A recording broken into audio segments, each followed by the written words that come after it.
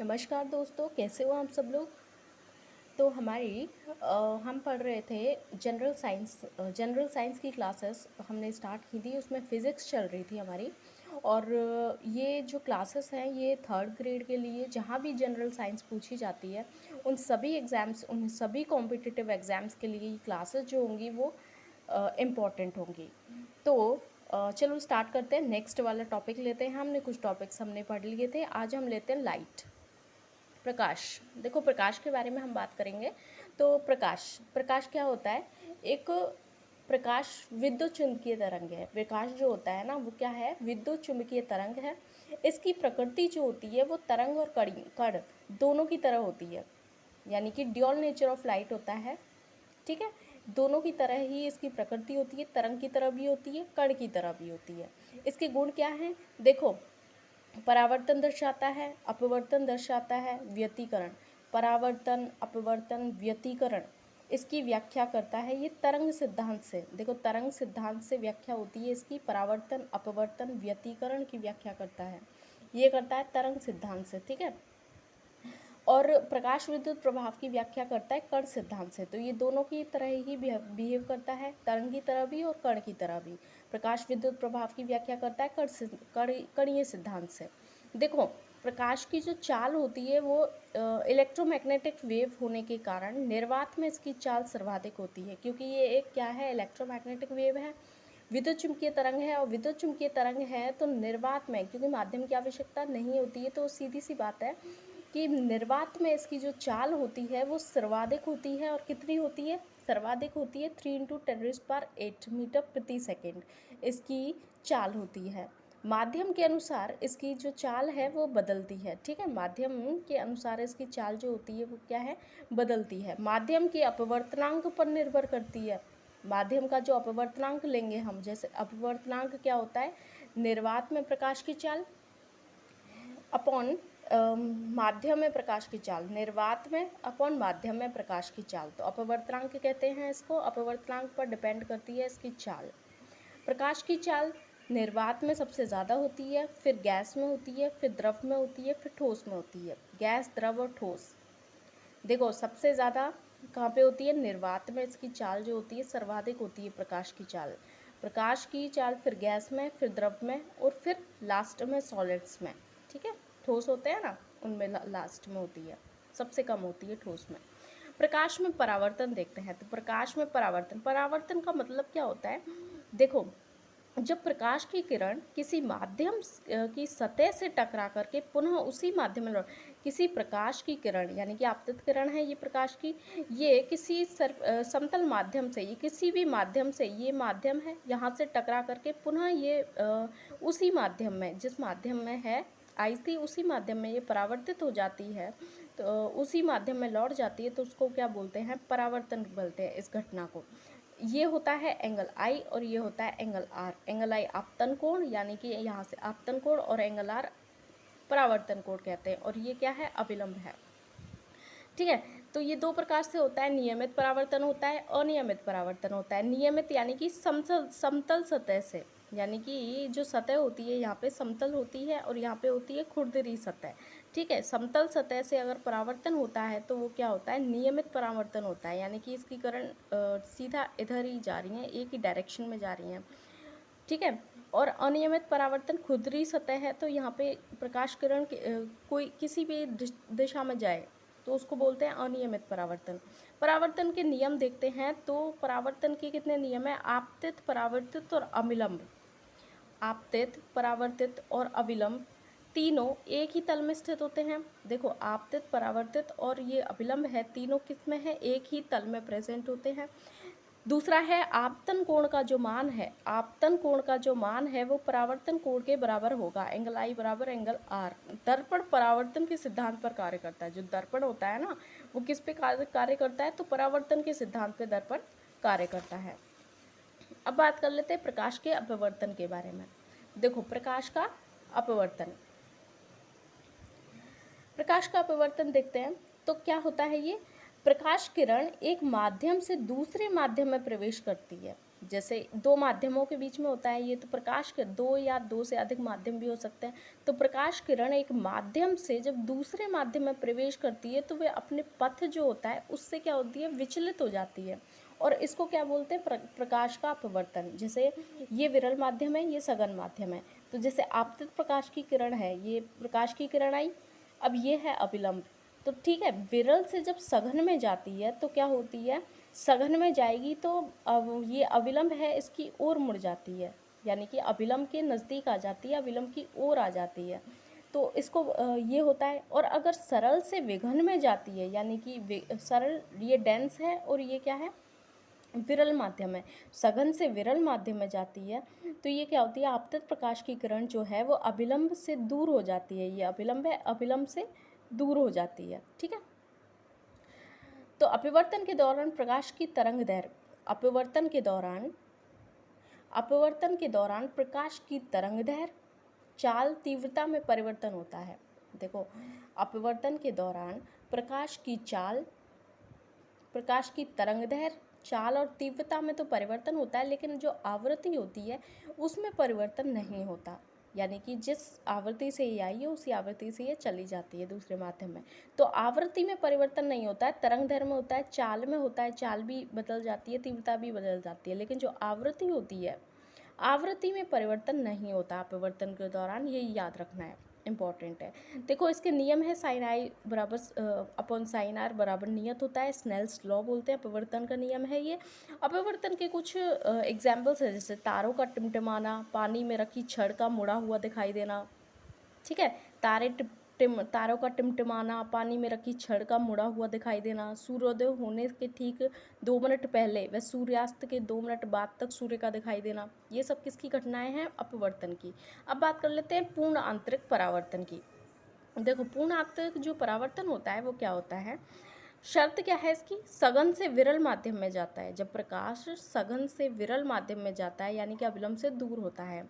ठीक है, तो सघन से विरल माध्यम में प्रकाश जाता है तो अविलंब से दूर हट जाता है, और आपतित कोण का जो मान है वो क्रांतिक कोण से अधिक होना चाहिए। दूसरी शर्त है कि आपतित कोण का जो मान है वो क्या होना चाहिए, आपतित कोण जो है एंगल आई बराबर जो क्रांतिक कोण होता है उससे अधिक होना चाहिए। अब ये क्रांतिक कोण होता क्या है, अब ये क्रांतिक कोण क्या होता है, आपतित कोण का मान बढ़ाया जाता है। अगर आपतित कोण का क्या होता है, क्रांतिक कोण की आपतन जो कोण होता है एंगल आई का मान अगर हम इतना बढ़ाते हैं कि प्रकाश अपवर्तित कोण का मान भी बढ़ता है। देखो, आपतित कोण का जो मान बढ़ेगा तो एंगल आई बढ़ेगा, तो एंगल आर भी बढ़ेगा, परावर्तित जो अपवर्तित कोण है उसका भी मान बढ़ता है, तथा एक निश्चित आपतन कोण पर अपवर्तन कोण का मान 90 डिग्री हो जाता है। ठीक है, एक निश्चित आपतित कोण पर, एक निश्चित आई पर क्या होता है, जो एंगल आर है वो कितना हो जाता है, 90 डिग्री हो जाता है, अपवर्तन कोण का मान 90 डिग्री हो जाता है, और इस आपतित कोण को क्या बोलते हैं, क्रांतिक कोण कहते हैं।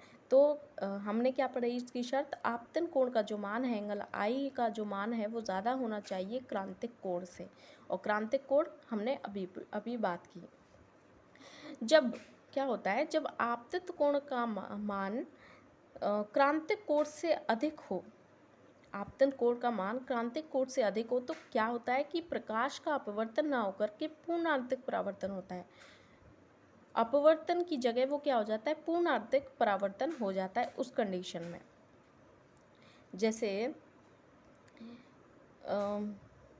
क्या होता है कि ये है एंगल आई, यहाँ से कोई किरण आई, अब ये 90 डिग्री कैसे होगी, देखो ये 90 डिग्री हो जाएगी, 90 डिग्री, तो 90 डिग्री जब हो जाएगी तो ये क्या होगी, उसी माध्यम में वापस लौट जाएगी किरण। तो ये होते हैं, ठीक है, पूर्ण आंतरिक परावर्तन। हीरे का चमकना, देखो पूर्ण आंतरिक परावर्तन क्या होता है, हीरे का चमकना। देखो वहाँ पे तो था तारे को टिमटिमाना, टिमटिमाना एक अलग घटना है, चमकना एक अलग है। चमक जहाँ पे भी आएगी वहाँ पे पूर्णांतिक परावर्तन आएगा। कांच का चमकना, चटके हुए जो कांच है उसका चमकना, हीरे का चमकना, प्रकाश तंतु है, हवा में, पानी में हवा के बुलबुले का चमकीला दिखना, पानी में हवा के जो बुलबुले होते हैं उसका चमकीला वर्ड जो जहाँ पे आएगा, एंडोस्कोपी भी इसी सिद्धांत पर आधारित होती है, पूर्ण आंतरिक परावर्तन पे। प्रकाश तंतु जो होता है वो भी पूर्ण आंतरिक पे। ये दो, प्रकाश तंतु और एंडोस्कोपी, और बाकी जितने भी चमकने वाली घटनाएं हैं वो ज़्यादातर पूर्ण आंतरिक परावर्तन में दिखाई देंगी। अब बात कर लेते हैं किसके, प्रकाश का वर्ण विक्षेपण। प्रकाश का वर्ण विक्षेपण, देखो ये क्या होता है, ये जो घटना होती है प्रकाश के बारे में हम बात कर रहे हैं, तो उसकी जो प्रॉपर्टीज़ हैं उसके बारे में बात कर रहे हैं। तो प्रकाश का परावर्तन देख लिया, अपवर्तन देख लिया, पूर्णांतिक परावर्तन देख लिया। अब बात कर लेते हैं प्रकाश का वर्ण विक्षेपण, स्कैटरिंग ऑफ लाइट। देखो प्रकाश की जो किरण है वो प्रिज्म से जब गुजारते हैं तो वो 7 रंगों में क्या हो जाती है, विभक्त हो जाती है। जब प्रकाश की किरण को प्रिज्म से गुजारते हैं तो 7 रंगों में वो विभक्त हो जाती है, और ये जो घटना होती है इसी को बोलते हैं वर्ण विक्षेपण। इंद्रधनुष का बनना इसकी घटना होती है, एग्जाम्पल है जैसे इंद्रधनुष का बनना। अब देखो कैसे होता है, जैसे ये प्रिज्म है और हमने प्रकाश को निकाला तो ये 7 रंगों में विभक्त होती है विवग्योर। नीचे से स्टार्ट करेंगे, VIVGYOR, विवग्योर, ठीक है। तो जो इंद्रधनुष का बनना प्रकाश का वर्ण विक्षेपण के कारण ही बनता है, प्राथमिक इंद्रधनुष और द्वितीयक इंद्रधनुष। देखो प्राथमिक इंद्रधनुष जो होता है इसमें क्या होता है, 2 बार अपवर्तन होता है, 2 बार अपवर्तन होता है, 1 बार परावर्तन होता है। इस जो प्राथमिक इंद्रधनुष होता है उसमें 2 बार तो क्या होता है, अपवर्तन होता है, और 1 बार क्या होता है, परावर्तन होता है। इसमें लाल जो प्रकाश है वो एंटर करेगा और निकलेगा बैंगनी, ठीक है, लाल और बैंगनी, ठीक है। और द्वितीयक जो इंद्रधनुष होता है उसमें क्या होता है, इंद्रधनुष में 2 बार तो परावर्तन होगा और 2 बार ही अपवर्तन होगा। उसमें 2 बार अपवर्तन होता है, 1 बार परावर्तन। यहाँ पे 2 बार अपवर्तन, 2 बार परावर्तन। जैसे ये बैंगनी प्रकाश हमने डाला, उसके बाद ये 1 बार अपवर्तन, दूसरा बार, फिर ऐसे करके, और फिर ये तीसरा। तो 2 बार हो रही हैं दोनों घटनाएं। प्रकाश का प्रकीर्णन क्या होता है, देखो प्रकीर्णन को बोलते हैं स्कैटरिंग, प्रकाश का प्रकीर्णन। देखो ये क्या होता है, प्रकाश किरण क्या होता है, प्रकाश किरण जब वायुमंडल में प्रवेश करती है, प्रकाश किरण जब वायुमंडल में प्रवेश करती है तब वायुमंडल में उपस्थित जो सूक्ष्म कण होते हैं, जैसे धूल के, वायु के कण से टकरा करके विभिन्न दिशाओं में ये फैल जाती है। विभिन्न दिशाओं में, जैसे ये कण है, ये विभिन्न दिशाओं में जब फैल जाता है तो इसे प्रकाश का प्रकीर्णन कहते हैं। वायुमंडल में जब प्रवेश करती है तो वायुमंडल में उपस्थित जो कण होते हैं, धूल के कण वगैरह, उनसे टकरा करके प्रकाश जो होता है वो चारों दिशाओं में फैल जाता है। इसको बोलते हैं स्कैटरिंग। तो इसका रेले के अनुसार प्रकीर्णन डायरेक्टली प्रोपोर्शनल होता है 1/λ⁴। तो लैम्डा यानी कि जो तरंगदैर्घ्य है, तरंगदैर्घ्य अगर कम होगी तो प्रकीर्णन बढ़ेगा। तो लाल की तरंगदैर्घ्य क्या होती है, ज़्यादा होती है, इसका मतलब प्रकीर्णन इसका कम होगा, ठीक है। प्रकीर्णन की वजह से आकाश हमें नीला दिखता है। रोड लाइट में रुकने का जो सिग्नल होता है वो भी लाल होता है। क्यों लाल होता है, यानी कि स्कैटरिंग क्या होता है, कम होता है लाल का, क्योंकि तरंगदैर्घ्य ज़्यादा होती है। प्रकीर्णन 1/λ होता है, ठीक है। सूर्यास्त व सूर्योदय के समय सूर्य का लाल दिखना, सूर्य का कैसा दिखना, लाल दिखना, ये भी किसकी घटना है, प्रकीर्णन की। अब बात कर लेते हैं प्रकाश के व्यतिकरण के बारे में। देखो प्रकाश का व्यतिकरण होता क्या है, जब किसी आयाम और आवृत्ति की 2 तरंगें, जब किसी आयाम व आवृत्ति की 2 तरंगें किसी बिंदु पर मिलती हैं तो किसी बिंदु पर तीव्रता बढ़ जाती है। देखो किसी आयाम और आवृत्ति की 2 तरंगें हैं, किसी एक बिंदु पर मिल रही हैं, और तथा किसी बिंदु पर किसी बिंदु पर तो तीव्रता बढ़ जाती है और किसी बिंदु पर तीव्रता घट जाती है। कब बढ़ेगी कब घटेगी, देखो समान कला में अगर प्रकाश किरणें मिलती हैं, समान कला में मिल रही हैं, जैसे देखो एक तो होता है ऐसे, जैसे समान कला में, यानी कि ठीक है, या फिर ऐसे बना लो, है ना, अगर ये समान कला में मिल रही हैं तो इसका मतलब ये क्या है, इसका जो ए है वो बढ़ जाएगा, यानी समान कला में प्रकाश किरणें मिलती हैं तो इसको बोलते हैं प्रकाश की तीव्रता है वो बढ़ जाएगी। और विपरीत कला में अगर मिलती हैं, अगर ये किरणें जो हैं वो क्या हैं, विपरीत कला में मिलती हैं ऐसे, तो ये क्या होता है, मिलने पर प्रकाश की तीव्रता क्या है, कम हो जाती है। साबुन के बुलबुले का रंगीन दिखना प्रकाश का व्यतिकरण के कारण ही होता है। साबुन का जो बुलबुला होता है उसका रंगीन दिखता है। कभी कभार क्या होता है कि जो कपड़े वपड़े धुलते हैं तो उसमें देखना कभी कि साबुन का जो बुलबुला होता है उसका रंगीन दिखाई देता है। सरफ में कपड़े डालते हैं ना, तो वॉशिंग पाउडर में, तो उस टाइम पे साबुन बुलबुले देखे होंगे वो रंगीन दिखाई देते हैं। जल की सतह पर कैरोसिन डालने पर सतह का रंगीन दिखना, जल की जो सतह होती है उस पर कैरोसिन छिड़कते हैं तो उसमें क्या होता है कि वो भी क्या है, रंगीन दिखाई देती है। तो रंगीन दिखाई देने का मतलब है प्रकाश का व्यतिकरण। अब हम बात कर लेते हैं प्रकाश के ध्रुवण के बारे में। तो प्रकाश का ध्रुवण क्या होता है, ध्रुवण देखो क्या होता है, सभी दिशाओं में संचरण हो, देखो प्रकाश जो होती है वो सभी दिशाओं में संचरण हो रहा है। जब पोलराइड के बीच में, पोलराइड इसके सामने लगा देते हैं तो ये पोलराइड क्या काम करता है कि ये प्रकाश को एक ही दिशा में ये भेजता है, तो ये ध्रुवित प्रकाश प्राप्त होता है। तो एक ही दिशा में संचरण होता है इसका, ध्रुवित प्रकाश का, तो इसका तो सभी दिशाओं में संचरण होता है, इसका एक ही दिशा में संचरण हो रहा था ध्रुवित प्रकाश का, तो इस घटना को बोलते हैं ध्रुवण।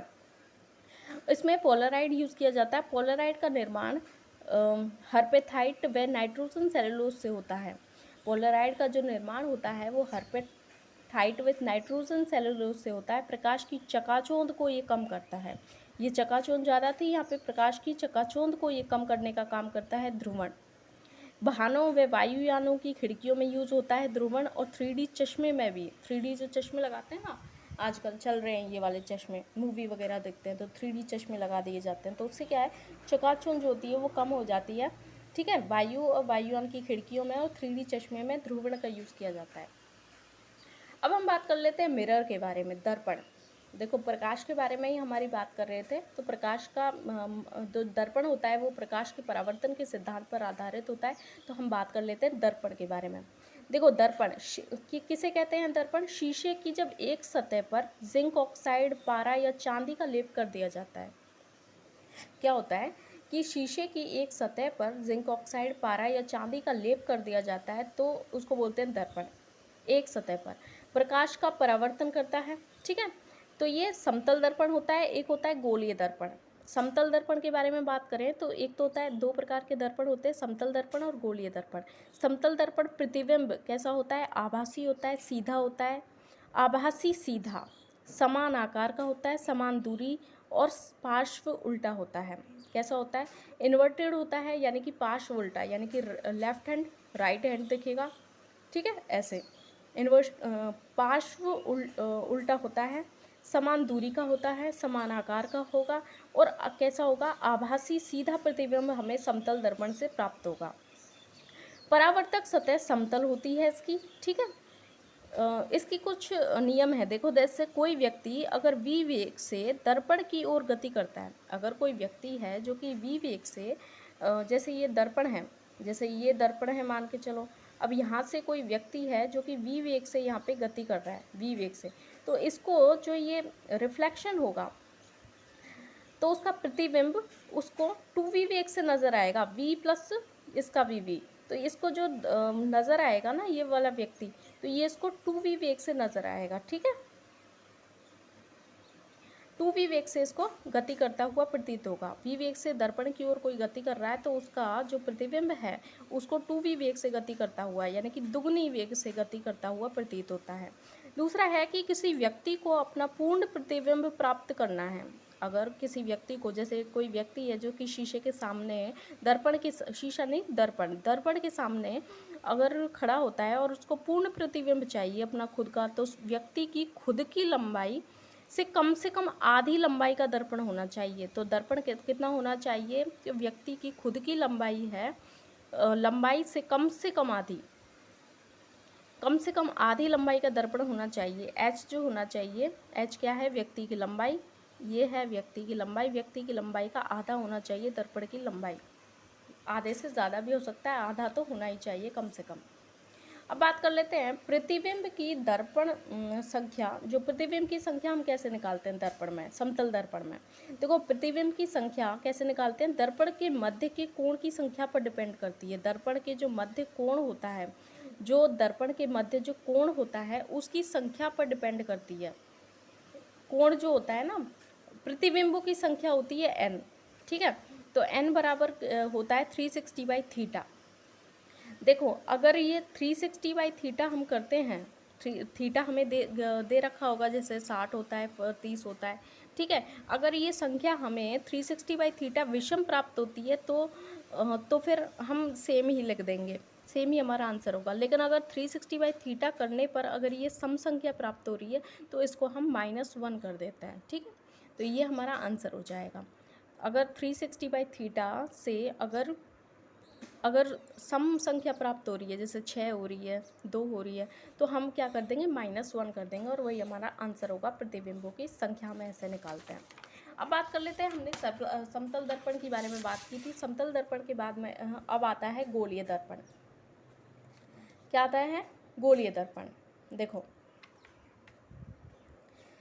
दो तरह के दर्पण थे, समतल दर्पण और गोलीय दर्पण। तो जो गोलीय दर्पण होता है, क्या होता है, गोलीय दर्पण।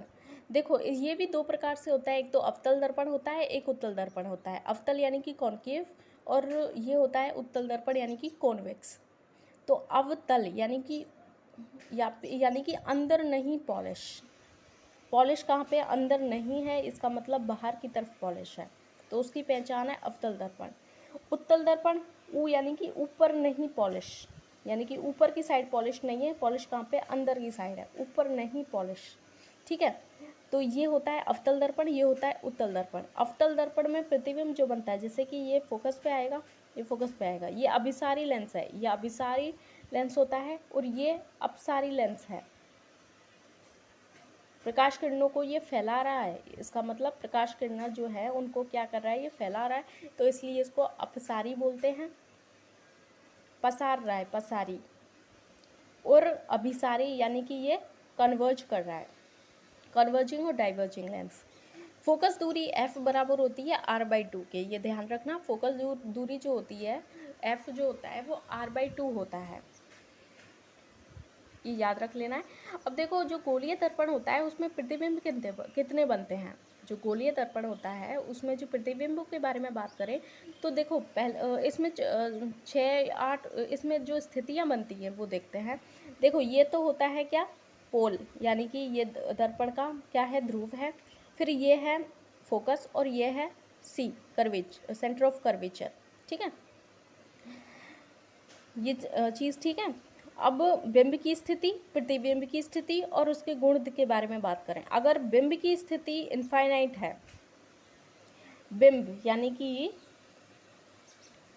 जैसे बिंब की स्थिति अगर यहाँ ये है इनफाइनाइट, ठीक है, इनफाइनाइट है, तो बिंब की स्थिति अगर इनफाइनाइट है तो प्रतिबिंब कहाँ पे बनेगा, प्रतिबिंब बनेगा फोकस पे।